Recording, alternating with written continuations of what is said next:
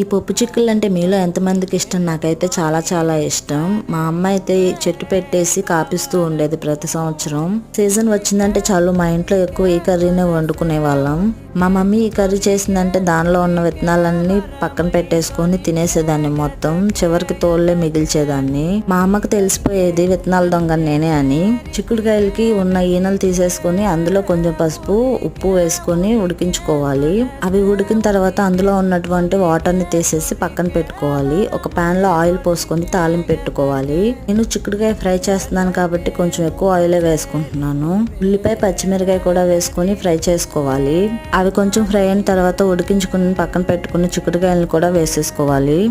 చిక్కుడుకాయ విత్తనం చూసారు కదా ఎలా పొట్ట విచ్చుకుందో, అలా వస్తే చక్కగా ఫ్రై అయినట్టు. వెల్లుల్లి, ఉప్పు, జీలకర్ర, కారం వేసుకొని దంచుకున్న కారాన్ని వేసుకోవాలి. చివరిలో కొత్తిమీర జల్లుకోవాలి. వీడియో నచ్చితే లైక్ చేయండి. ప్లీజ్ సబ్స్క్రైబ్ చేసుకోండి.